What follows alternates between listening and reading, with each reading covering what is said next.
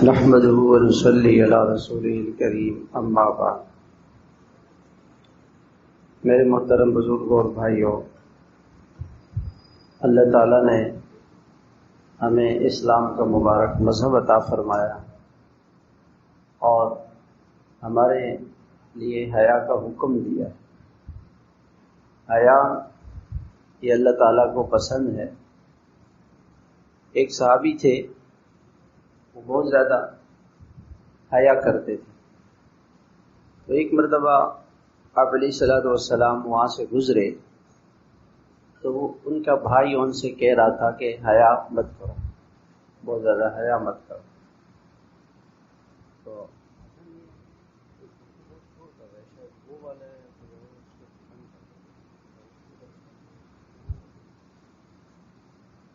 تو وہ اپنے بھائی کو نصیحت کر رہے تھے کہ تم تو بہت حیا والے ہو، اتنی حیا مت کیا کرو۔ تو آپ علیہ السلام نے فرمایا دعہ فإن الحیاء من الایمان، اس کو چھوڑ دو، اور حیا جو ہے یہ ایمان کا ایک حصہ ہے۔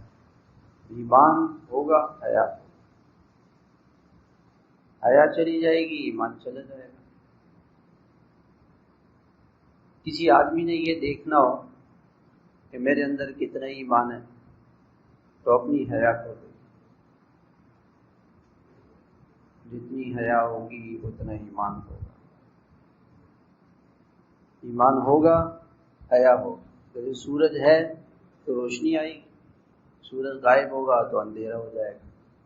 سورج سے پتہ چلے گا روشنی کا کہ سورج ہے، بیچ میں ایک لائٹ کھول دیں۔ تو ایسے ہی جو ہے وہ ایمان ہوگا تو حیا ہوگا،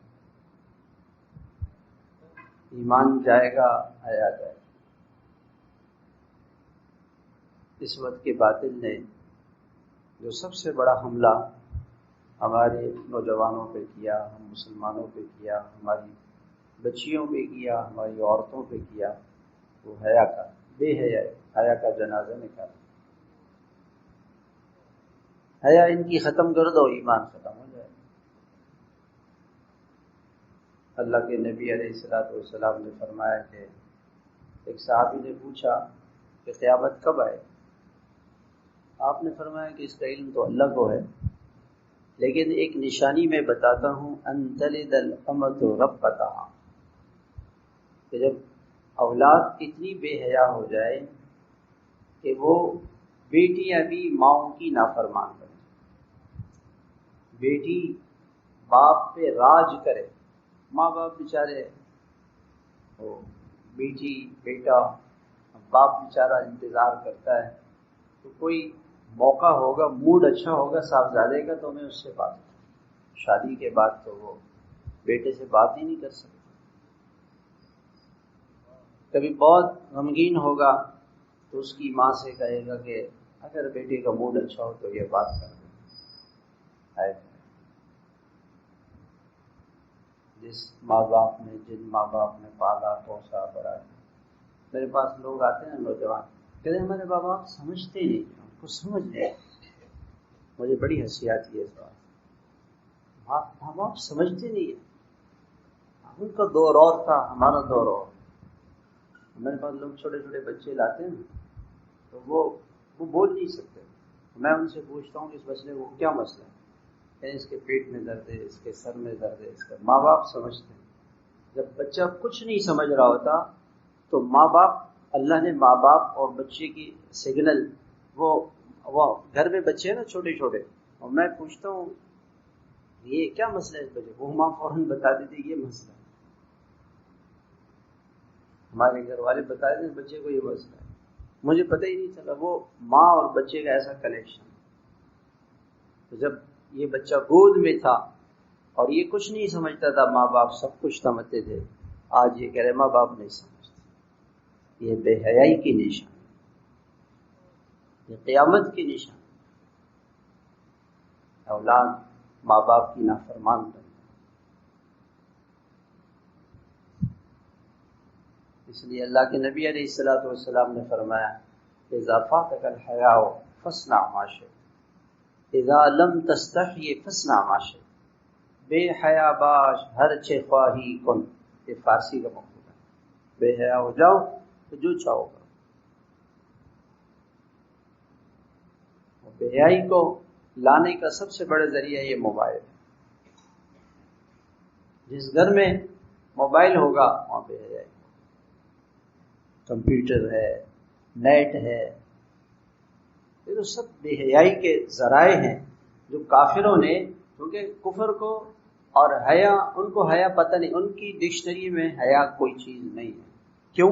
اس کی وجہ کیا ہے کہ انسانی فطرت میں حیا ہے۔ اللہ نے انسان کو ایسا بنایا کہ اس کو، وہ اپنے آپ کو چھپاتا ہے، اس کے اندر یہ فطرت رکھی ہے۔ جانور میں اور انسان میں یہی فرق ہے۔ جانور کو کوئی پتہ نہیں پردہ کیا ہے، حیا کیا ہے، ماں کون ہے، باپ کون ہے۔ بکری کو آپ نے دیکھا ہوگا نا، ہماری بکری تھی ہماری، اس کا بچہ ہوا، وہ کچھ دیر کے بعد میں نے دیکھا وہ بچہ ماں کو سینگ مار رہا تھا۔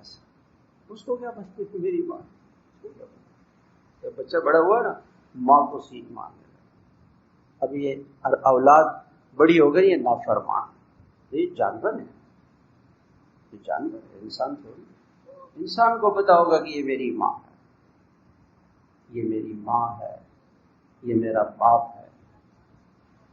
باپ آپ کے سامنے بول نہیں سکتا، اس لیے اللہ نے فرمایا کہ اف بھی نہ کہنا۔ وہ موضوع کوئی اور چلے جائے گا، اف بھی نہ کہنا۔ ایک حدیث سنا تھا، ایک انسان ہوگا قیامت میں، اس کا نامہ اعمال نیکیوں سے بھرا ہو، اب وہ کہے گا کہ بس ابھی میری کامیابی کا اعلان ہوگا اور میں جنت چلا جاؤں۔ ایک فرشتہ آئے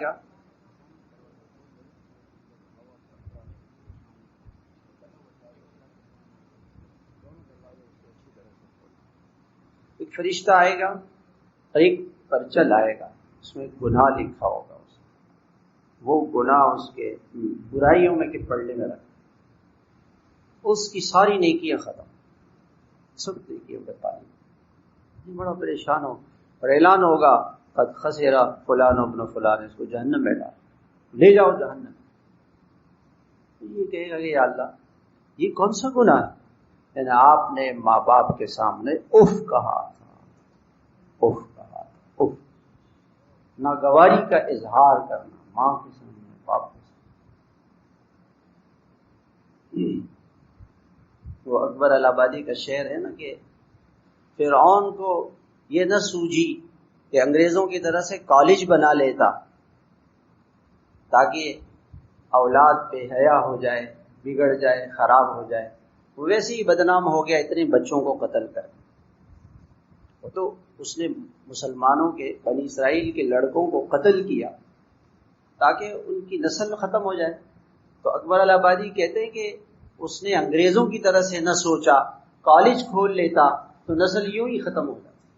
اب کہاں باپ، کہاں ماں، کہاں چچا، کہاں ماں،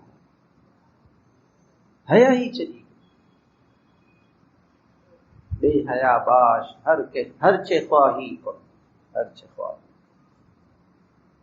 اب لوگوں کو سمجھ میں نہیں آتا کہ اس بے حیائی سے کتنا بڑا نقصان ہو رہا ہے۔ آج آپ چلے جائیں نا مغرب میں، وہاں تو حیا نام کی کوئی چیز نہیں، کیونکہ وہ جانور ہیں۔ اولئک کالانعام ان الذین کفروا من اہل الکتاب والمشرکین فی نار جہنم اولئک هم شر البریہ۔ یہ جو مشرک اور کافر ہیں نا، یہ بدترین جانور ہیں، بدترین لوگ ہیں، شر البریہ، بدترین مخلوق۔ اور دوسری جگہ اللہ فرماتے ہیں ان شر الدواب عند اللہ الذین کفروا فهم لا یؤمنون۔ یہ بدترین جانور ہیں، کافر جانور ہیں، اللہ ان کو جانور کہہ رہے ہیں۔ انما المشرکون نجس، یہ ناپاک ہے، گندے ہیں۔ تو گند سے گندگی آئے گی، نجاست آئے گی، ان سے جو چیزیں ملیں گی وہ معاشرے کو تباہ کر دیں گے۔ تو جانور ہیں، ان کو کیا پتا، ان کو کیا پتا۔ میں نے ایک لڑکے سے پوچھا، میں نے کہا کہ یہ تو آسٹریلیا میں رہتا تھا، وہاں سے آیا، میں نے کہا یار وہاں ان لوگوں کے جو آپس میں کوئی شادی کی تقریب وغیرہ میں، شادیاں نہیں ہوتی ہیں وہاں، میں نے کہا کوئی تقریب آپس میں ہو، ماموں چچا، باپ کو پتہ نہیں تو ماموں چچا کو کیا پتا ہو۔ ماموں کون ہے چچا، ان کو تو پتہ ہی نہیں کہ ماموں کون ہے چچا کون ہے، اس کا کیا پتہ۔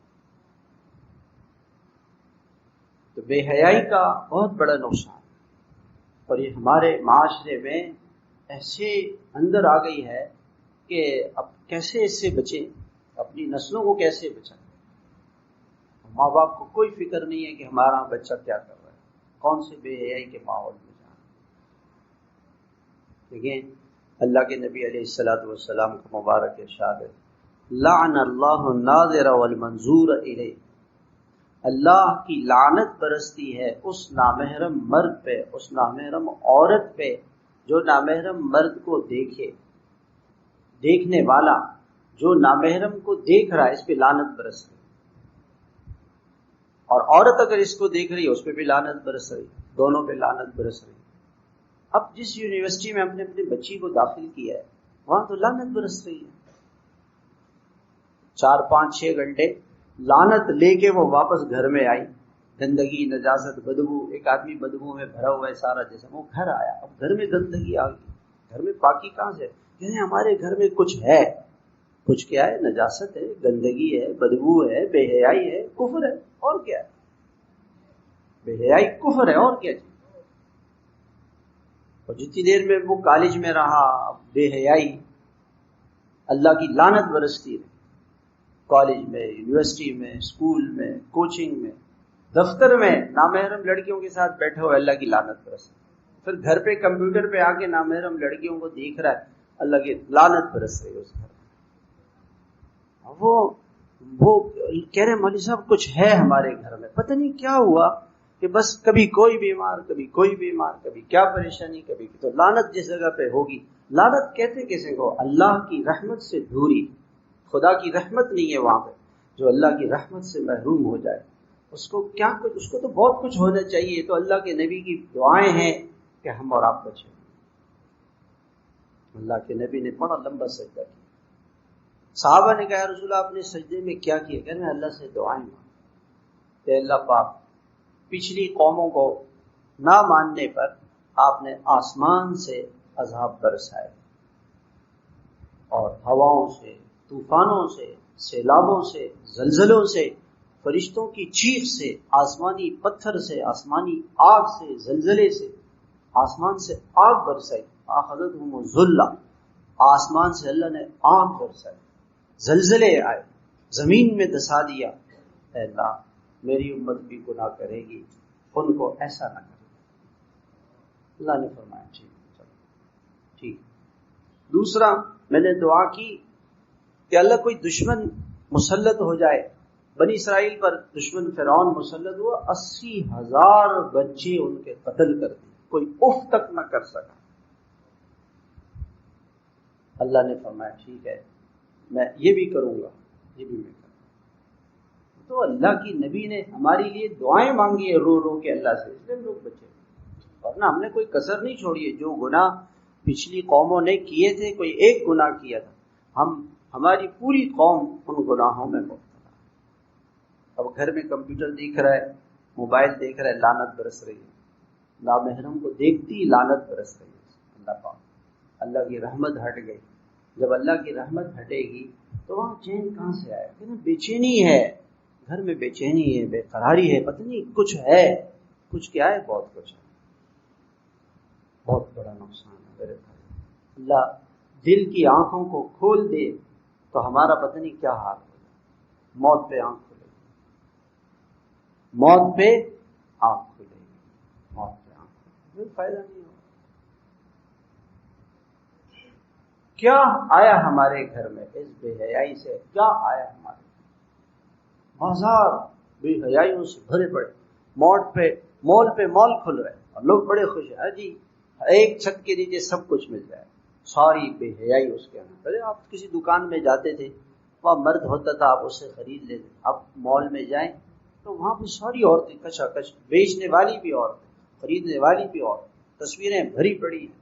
اللہ کی ساری لعنت اس مال پہ برس رہی ہے، جتنی دیر آپ وہاں رہے لعنت لے کے گھر آئے تو لعنت برس رہی ہے۔ اللہ پاک، اللہ کے نبی نے فرمایا اللہ کی رحمت نہیں، خوشی نہیں ہے، اللہ کی رحمت نہ ہو وہاں چین کہاں سے آ سکتا ہے، سکون کہاں سے آ سکتا ہے؟ کہ کیا کریں، بچے موبائل میں لگے رہتے ہیں، تو بچے اگر آگ لگا رہے ہوں گھر کو، ہم کیا کریں جی، کوئی بات بچے تھے آگ لگا دی انہوں نے، آپ گھر کیسے جلا، بچے تھے انہوں نے بس آگ لگا دی، پھر ہم نے کہا ٹھیک ہے بچے کرنے دو بھائی، لگانے دو آگ، لگا دی انہوں نے، یہ کوئی بات ہے؟ دیکھ رہے ہیں بچے موبائل، جی ہم کیا کریں، کھا رہا تھا بچہ زہر، بچہ ہے کھانے دو یار، کیا بات ہے؟ تو یہی بات ہوئی نا کہ بچہ گناہ کر رہا ہے، نمازیں نہیں پڑھ رہا ہے، اللہ کے حکموں کو توڑ رہا ہے، اللہ کے نبی کی سنتوں کو چھوڑ رہا ہے، بے حیائی کے کام ہمارے گھر میں ہو رہے ہیں، ہمارا گھر بے حیائی کا اڈا بن گیا، سارے بے حیائی، بیوی بھی بے حیائی میں، شوہر بھی بے حیائی میں، باپ بھی، سب بے حیائی۔ تو اس گھر میں کہاں سے چین آئے گا، اس گھر میں کہاں سے سکون آئے گا؟ اللہ کے نبی علیہ الصلوۃ والسلام سے پوچھا گیا کہ یا رسول اللہ ایاکم والدخول علی النساء، دیکھو نامحرم مردوں کے پاس، تم نامحرم عورتوں کے پاس نہ جاؤ، نامحرم عورتیں مرد آپس میں نہ ملیں۔ اور پھر فرمایا تو کہ صحابہ نے پوچھا کہ یا رسول اللہ اب عورت گھر میں ہے، اب مرد کے رشتہ دار جیسے مرد کا بھائی ہے وہ تو بھابھی نامحرم ہے، بھابھی نامحرم ہے، بہن کا شوہر وہ نامحرم ہے، سالی نامحرم ہے، تو نامحرم، بھانجا شوہر کا بھانجا، شوہر کا بھتیجا، یہ سب نامحرم ہے، کزن جتنے بھی ہیں، ماموں زاد، چچا زاد، خالہ زاد، پھوپھی زاد، یہ سب نامحرم ہیں۔ اب یہ گھر میں نامحرم ہیں تو اللہ کے نبی نے فرمایا الحم و الموت، اس بے پردگی سے ایسے بچو، اس حالت سے ایسے بچو جیسے موت ہے، یہ تو موت ہے، موت ایمان کی موت ہے، حیا کی موت ہے۔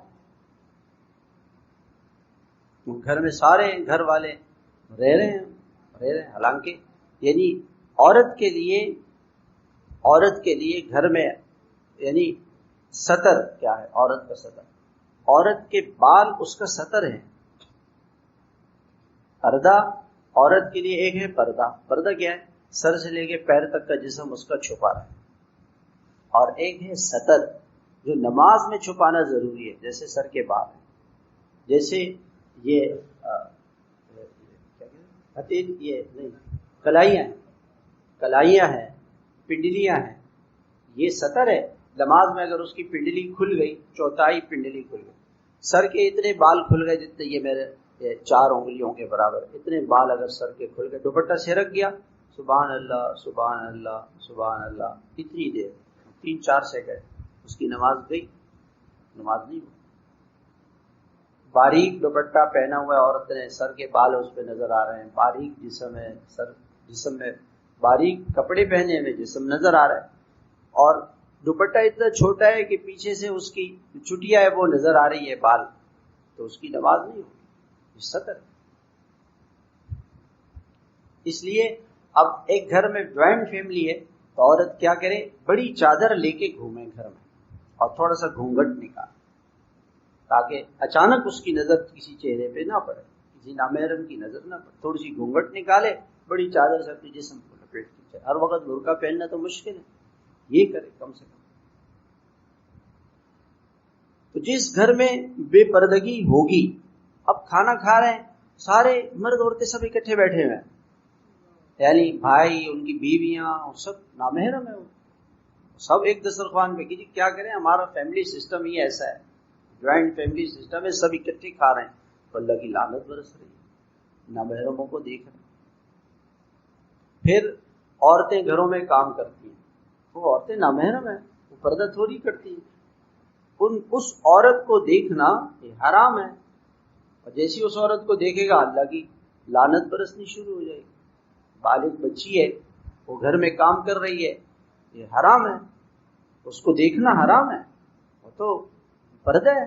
اب لوگ کیا کہتے ہیں، نہیں ان سے تو ہمارا پردہ نہیں ہے، کیسے پردہ نہیں؟ اب بہت ساری عورتیں یہاں پہ تو پردہ کرتی تھی، اور جب وہاں گئی نا حج پہ تو وہ روزہ سب بہن بھائی ہیں یہاں بیت اللہ میں سارے بہن بھائی. ہم نے ان سے کہا کہ قرآن تو مکے اور مدینے میں نازل ہوا، قرآن نے کہا کہ پردہ کرو، تو قرآن تو سب سے پہلے کہاں نازل ہوا؟ مکہ مدینے میں اللہ نے فرمایا کہ پردہ کرو، اور قرآن نے تو یہ نہیں فرمایا کہ بہن بھائی ہیں سارے، یہ نہیں فرمایا قرآن نے تو فرمایا مکے اور مدینے میں ہی پردہ کرو، پردے تو وہاں پہ نازل ہوا.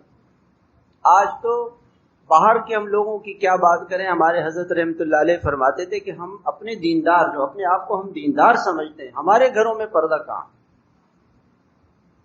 ہمارے گھروں میں پردہ نام کی کوئی چیز.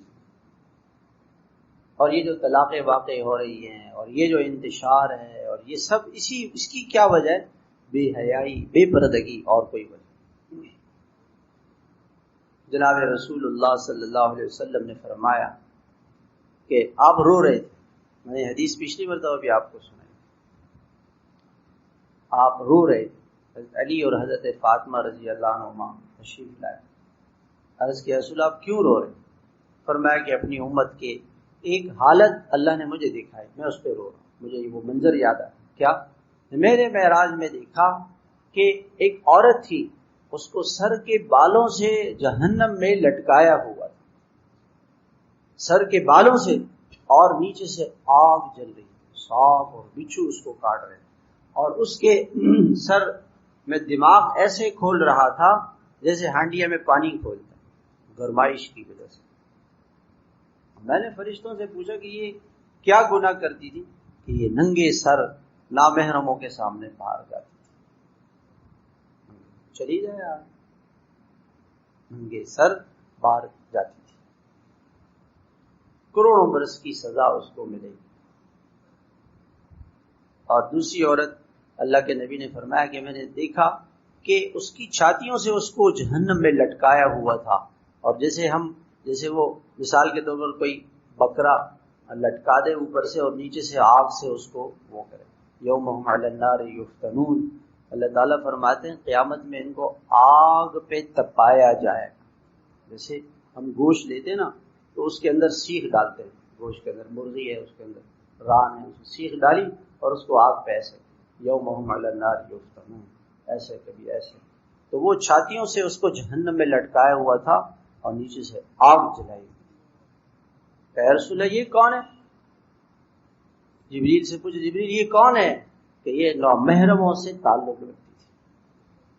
آج تو کون سی عورت ایسی ہے، اللہ معاف فرمائے الامان والحفیظ، جو کالج میں ہو، یونیورسٹی میں ہو، باہر کوچنگوں میں ہو، دفتروں میں ہو، اور کسی نامحرم سے اس کی بات نہ. ناجائز تعلقات، اس عورت کے ناجائز تعلقات تھے، نامحرموں سے یہ باتیں کرتی تھی، چیٹنگ کرتی تھی، اور فون پہ میسجوں پہ نامحرموں سے بات کرتی. تو لڑکیاں لڑکوں کے ساتھ ٹور پہ چلی جاتی ہیں، جی چلو جی جا رہے ہیں، آل پاکستان کا ٹور ہے، کالج کی لڑکیاں جا رہی ہیں، چلی گئی. لڑکیوں کس کے ساتھ گئی؟ کوئی محرم. اللہ کے نبی نے فرمایا کوئی عورت کسی نامحرم کے بغیر سفر نہ کرے، کوئی عورت کسی محرم کے بغیر سفر نہ کرے، نامحرم کے ساتھ سفر نہ کرے. ایک عورت ہے، اس پہ حج فرض ہے، محرم نہیں مل رہا ساتھ، باپ نہیں، چچا نہیں، ماموں نہیں، بیٹا نہیں، حج نہیں کرے.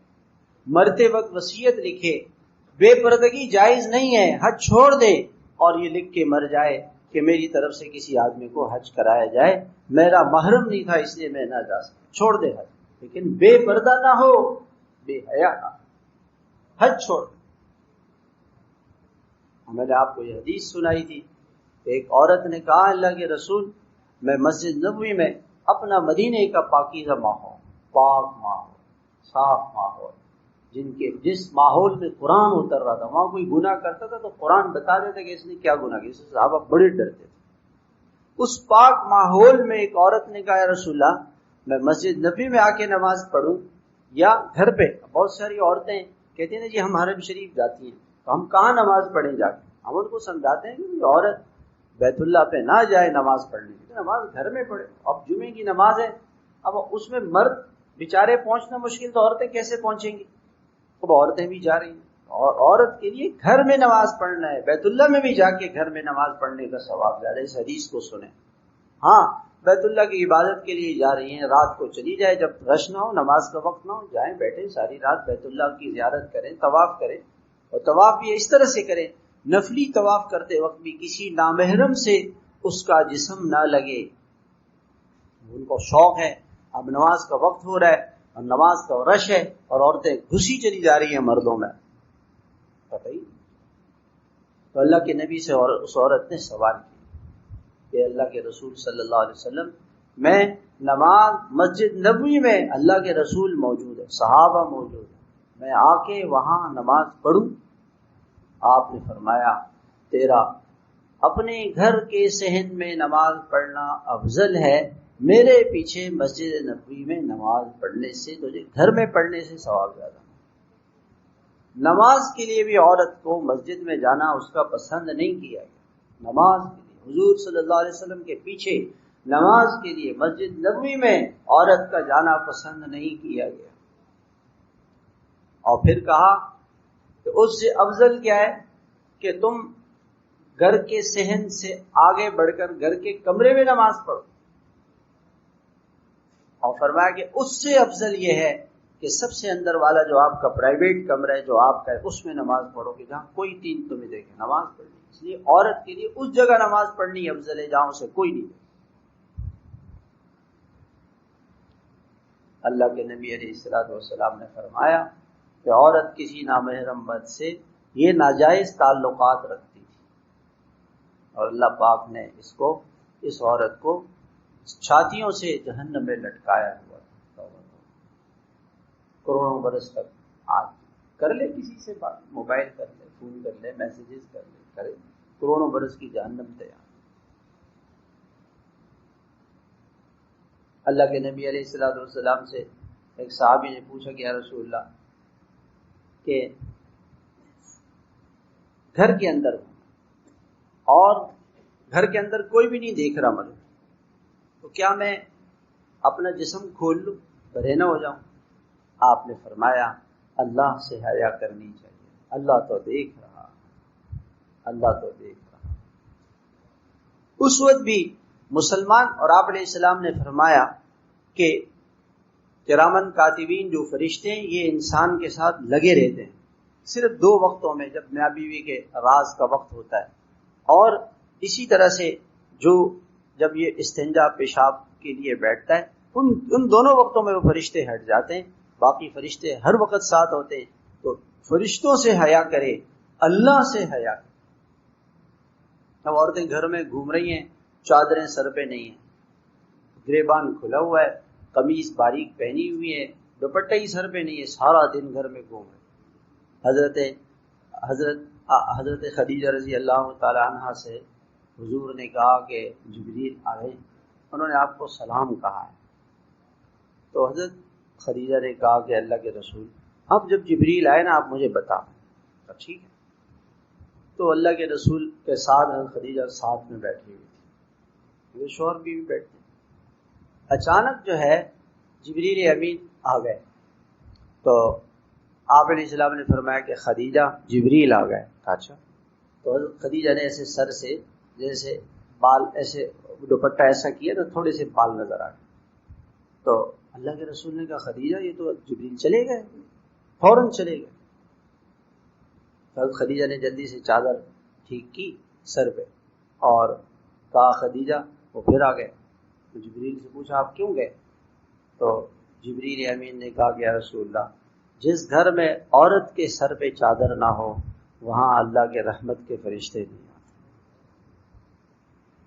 تو سارا دن عورت، جس دفتر میں عورت بے پردہ ہو، اور میں سوچتا ہوں اس میں موت آئے انسان کو، موت تو کسی وقت بھی آ سکتی ہے۔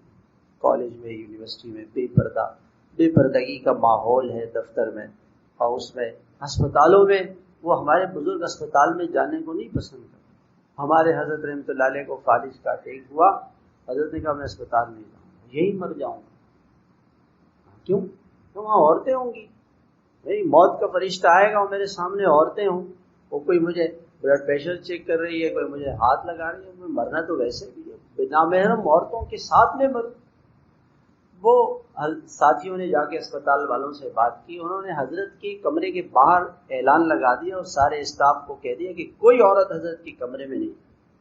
پھر اس کے بعد حضرت اسپتال، اور پھر بھی انتقال سے پہلے حضرت نے کہا مجھے خانقاہ لے جاؤ، مجھے لے جاؤ خانقاہ، مجھے یہاں نہیں چھوڑو۔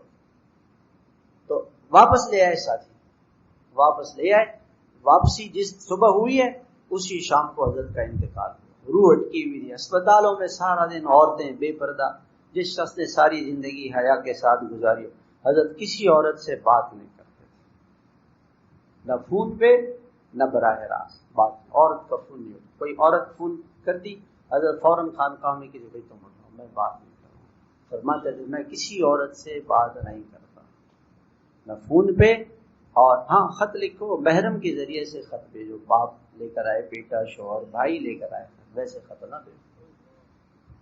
ایسے حیا والے لوگ اپنے ایمان کو بچاتے تھے، اور ہمارے ہاں تو ذرا سا تکلیف ہو فوراً اسپتال لے جاؤ تاکہ نامحرم عورتیں اس کو ہاتھ لگاویں، وہ انجیکشن لگاویں، بلڈ پریشر چیک کریں، اور وہ سارا، اور ننگے سر، اب اللہ کی جو رحمت تھی گھر پہ وہ بھی چلی جائے تاکہ یہ بغیر کلمے کی دنیا سے جائے۔ جی کیا کریں، ہم تو اسپتال لے گئے جلدی سے ضیاء الدین، اور میں ایک دفعہ ضیاء الدین کے اسپتال میں گئے، وہ آئی سی یو میں، وہ میں نے دیکھا ٹی وی کھلا ہوا ہے، وہ عورتیں ناچ رہی ہیں، گا رہی ہیں، میں نے کہا انا للہ، آئی سی یو میں تو سب مر رہے ہوتے ہیں۔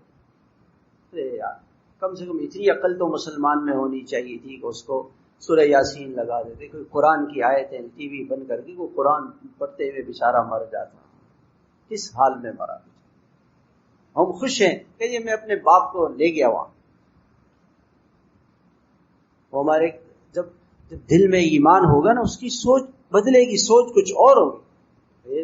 ایک بلاک میں ایک ساتھی تھا اور اس کے والدین بیچارے والد صاحب بیمار ہو گئے، کومے میں چلے گئے، اور ان کا اسپتال نہیں لے جائے، گھر میں لائے اور گھر میں کہا کہ ان کے کمرے میں کوئی آدمی جائے تو جیب خالی کر کے جائے تاکہ پیسے نہ ہو، پیسوں میں بھی تصویریں ہوتی ہیں، ہمارے بہت سارے بزرگ پیسے نہیں رکھتے تھے جیب، حضرت شیخ صاحب نہیں رکھتے تھے، وہ جیب میں وہ تصویریں بھی نہیں رکھتے، تو ان کے کمرے میں کوئی جاتا تھا تو بغیر تصویر، کوئی اخبار، کوئی چیز، وہ بچے کہنے لگے میرے سے کہ جب ابو کے انتقال کا وقت قریب آیا انہوں نے آنکھیں کھولی، کلمہ پڑھا، اور کلمہ پڑھتے دنیا سے رخصت ہو گئے۔ کیا ہماری تو عید ہو گئی کہ باپ کلمے کے ساتھ دنیا سے چلا گیا، یہ باپ کا کتنا بڑا باپ پر احسان۔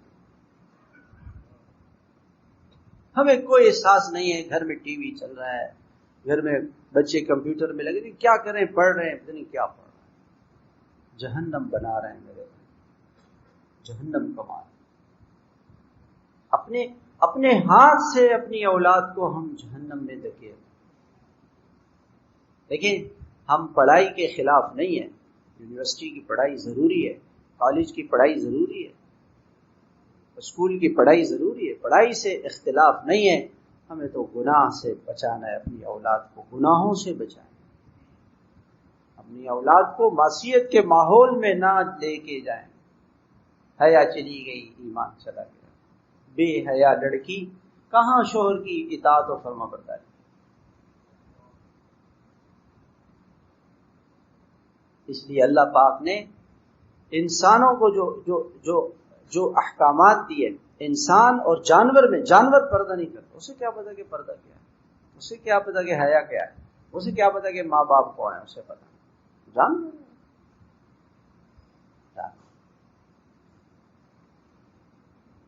اس لیے اللہ کے نبی علیہ السلام نے فرمایا ایمان اور حیا یہ دونوں جڑوا ہیں، ایمان ہوگا حیا ہوگی، ایمان جائے گا حیا جائے گا۔ جتنے ہمارے گھر ہیں، ہم دیکھیں ہماری تقریبات میں، دکانوں میں، دفتروں میں عورتیں اور اس کا احساس ہی نہیں ہے کہ بھئی ہم کیا کریں۔ ہمارے حاجی عبدالوہاب صاحب رحمۃ اللہ علیہ ایک عرصے تک جہاز میں سفر نہیں کرتے تھے، اور فرماتے تھے کہ بھئی وہاں عورتیں ہوتی ہیں، بے حیائی کا ماحول ہوتا ہے، ہم اپنے ایمان کو نہیں خراب کر سکتے۔ جب بیمار ہوئے کہا مجھے وہ اسپتال میں کوئی عورت نہیں آئی، اور پھر کہا مجھے گھر لے جاؤ، ریمنڈ لے آؤ، اور کمرے میں وہ سارا انتظام کرو، آکسیجن کا اور ساری چیزوں کا، ہم گھر پہ کمرے میں وہیں پہ رہیں گے، ہم اسپتال کے اندر عورتیں ہوتی ہم نہیں جائیں۔ حضرت ڈاکٹر عبداللہ صاحب رحمۃ اللہ علیہ بیمار ہوئے تو حضرت کو متعلقین کا اسپتال لے جاتے ہیں کہ مجھے نہیں لے جانا، وہاں پہ عورت ہے. انہوں نے کہا نہیں حضرت ہم نے اسپتال میں بات کری ہے، کوئی عورت آپ کے کمرے میں نہیں آئے. پھر اسپتال کے لیے راضی. نہیں، ایمان کی فکر ہے بھائی، نہیں آخرت کی فکر ہے، مرنا ہے، کس حالت میں اللہ کے پاس جائیں گے؟ بے حیائی کرتے. پھر اللہ کے نبی علیہ الصلوۃ والسلام نے فرمایا کہ میں نے ایک عورت کو دیکھا کہ اس کے ہاتھ سینے کے ساتھ بندھے ہوئے، پیر سینے کے ساتھ بندھے ہوئے اور ہاتھ سر کے ساتھ بندھے ہوئے، پاؤں موڑ کے ان کو سینے کے ساتھ باندھا ہوا تھا اور ہاتھوں کو سر کے ساتھ باندھا ہوا تھا. تو میں نے پوچھا فرشتوں سے کہ یہ کون سی عورت ہے؟ تو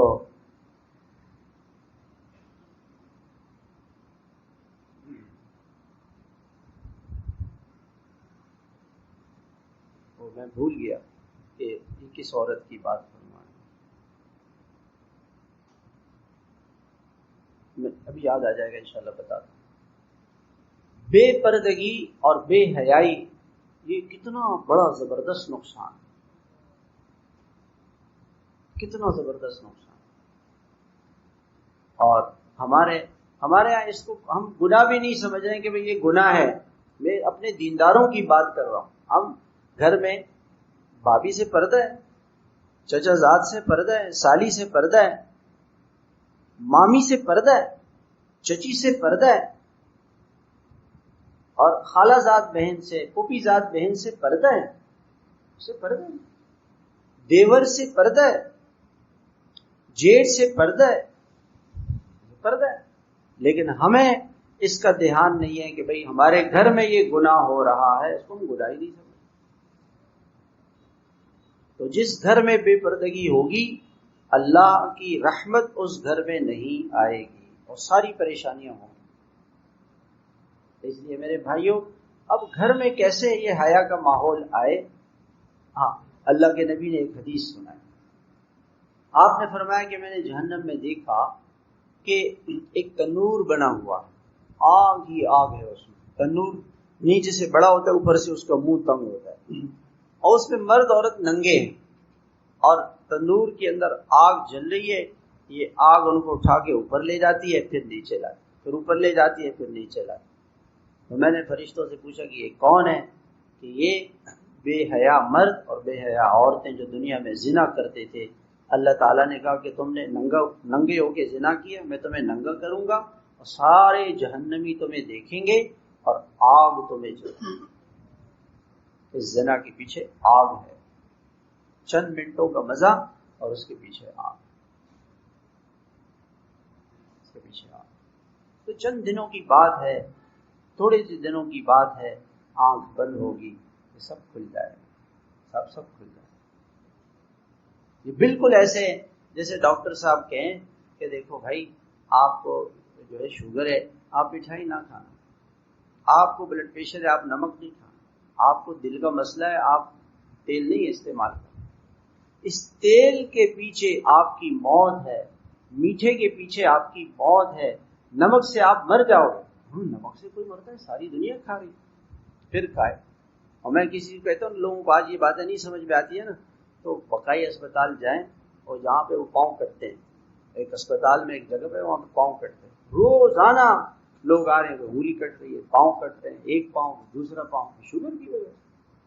جو نہیں مانتے نا ڈاکٹر صاحب کی بات، کوئی بات نہیں یار، کیا ہے یہ کب تک پرہیز کریں گے؟ مرنا تو ویسے ہی اپنے وقت پہ مرنا ہے، لیکن اس طرح کا مرنا کہ انگلیاں کٹے، پیر کٹے، انسان محتاج ہو، مجبور ہو، گردے میں ڈائلسس ہو رہی ہے. کیوں نہیں مانتے ڈاکٹر صاحب کی بات؟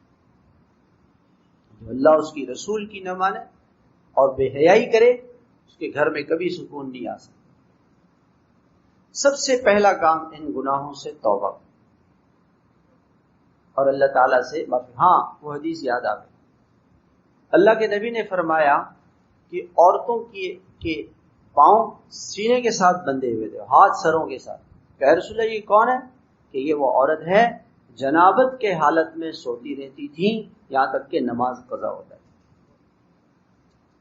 اب رات کو دیر سے سوتے ہیں، مرد بھی دیر سے آتے ہیں، عورتیں بھی اپنے کام دیر سے سوئے. اب دیر سے سوئے، رات کو جنابت ہو گئی رات کو، اور صبح نماز قضا ہو گئی، یعنی یہ ان عورتوں کی سزا ہے. اور ایام جو چلتے ہیں عورتوں کے، بچے کی ولادت کے بعد یا ویسے حیض والی، تو وہ اس میں پاکی ہوئی اور نماز فرض تھی، اس نے غسل نہیں کیا، ایک دن دو دن ایک دو وقت کی نماز ایسی چلا کہ ناپاکی کی حالت میں رہی، غسل نہیں کیا، جنابت والا یا حیض والا غسل نہیں کیا، اس عورت کی سزا ہے. اب آپ بتائیں میرے بھائیوں، کون سا ہمارا گھر ایسا ہے کہ جس میں ہم فجر کی نماز اہتمام سے سارے گھر والے پورا ہفتہ ہی روزانہ رات کو دیر سے سوتے؟ جی کیا کریں، ہمارا مزاج ہی ایسا بنا ہوا ہے میرے بھائیوں، یہ جہنم کے کام. دیر سے سونا، دیر سے جاگنا، اور پھر دیر سے شادی شدہ وہ کہتے ہیں میں کیسے جاگوں، میں تو نہیں جاگ سکتا. بے ہے اللہ کی رحمت کے فرشتے اس گھر میں نہیں آتے جس گھر میں جنبی ہو. جنابت والا آدمی جس گھر میں ہو، فجر کی اذان کے بعد جس گھر میں جنبی ہو، وہاں سے رحمت کے فرشتے چلے جاتے. تو کیسے اس گھر میں سکون آ سکتا؟ تو میرے محترم بھائیو، یہ ہمارے گناہ ہیں، ہم اس پہ توبہ کریں، تنہائی میں سوچیں. چند دنوں کی بات ہے، اللہ کو ناراض نہ کریں. اللہ کا نظام ٹھیک ہے، جو اللہ نے فرمایا وہ حق ہے، سچ ہے، اس میں تبدیلی نہیں ہو سکتی ہے، یہ حقائق ہیں. معافی مانگیں، توبہ کریں، اپنے گھروں میں بیٹھیں، میاں بیوی بچے سب کو سمجھائیں. بچوں کے پیر پکڑیں گے، بیٹا بے حیائی سے بچو اس موبائل سے، اس کمپیوٹر سے، اور ایسے ماحولوں سے اپنی اولاد کو بچاویں. کو ایمانی حیا والے ماحول میں لے کر آئیں اپنی اولادوں. گناہ ہے، زہر ہے، بے حیائی ہے، اس کو حیا نہیں ہو سکتا. اللہ پاک بھی ہمارے ایمانوں کی حفاظت فرمائے.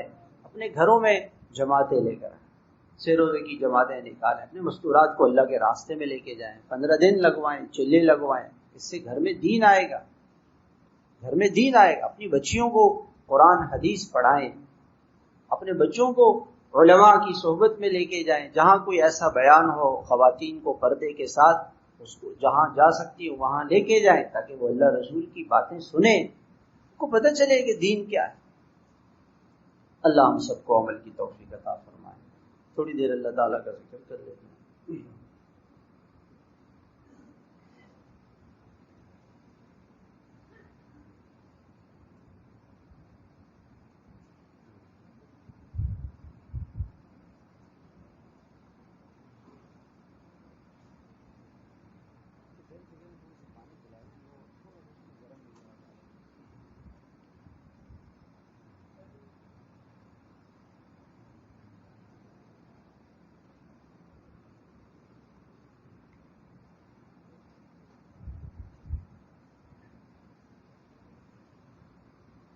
کہ اللہ جو کچھ ہم نے پڑھا ہے اس کا ثواب جناب رسول اللہ صلی اللہ علیہ وسلم کو، تمام انبیاء علیہ السلام کو، تمام اہل بیت رضوان اللہ تعالی علیہ مجمعین، تمام صحابہ کرام و صحابیات رضوان اللہ تعالی علیہ مجمعین، تمام تابعین، تبع تابعین، تمام مشائخ فقہا، خصوصاً ہمارے سلسلے کے اور تمام سلسلوں کے مشائخ و اساتذہ کو اللہ اس کا ثواب پہنچائے. اللهم طهر بجاههم قلوبنا عن غيرك ونور قلوبنا بانوار معرفتك ومحبتك وعشقك ابدا ابدا یا اللہ یا اللہ یا اللہ. ایک وقت مقرر کریں. حضرت مولانا الیاس رحمۃ اللہ علیہ فرماتے تھے جو 3 تسبیحات پابندی سے پڑھے گا اللہ اس کو اپنا ولی بنا کے دنیا سے لے کے جائیں. ہر مرد ہر عورت اس کی پابندی کرے، ناغہ نہیں کرے. وقت مقرر کر کے قرآن کی تلاوت، صبح شام کی دعائیں، اور تیسرا کلمہ اس کا اہتمام کیا جائے.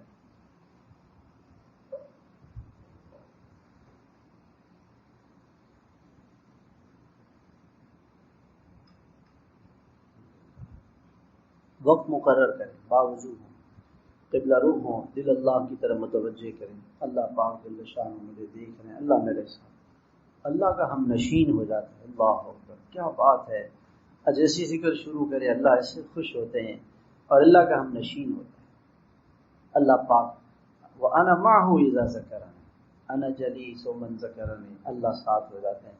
اللہ کو تھوڑی دیر، اللہ سے کوئی بات منوانی ہو نا، تھوڑی دیر اللہ کو یاد کرے، اللہ کا ہم نشین ہو جائے، اللہ ساتھ ہو جائے، پھر اللہ سے کہہ کہ یا اللہ آپ تو میرے ساتھ ہیں، میرا یہ کام نہیں کر، اللہ کو ساتھ کرے۔ کوئی وقت ایسا ہو جس میں اللہ ہو، بندہ ہو اور کوئی نہ ہو۔ اللہ ہم سب کو اس کی توفیق عطا فرمائے۔ لا الہ الا اللہ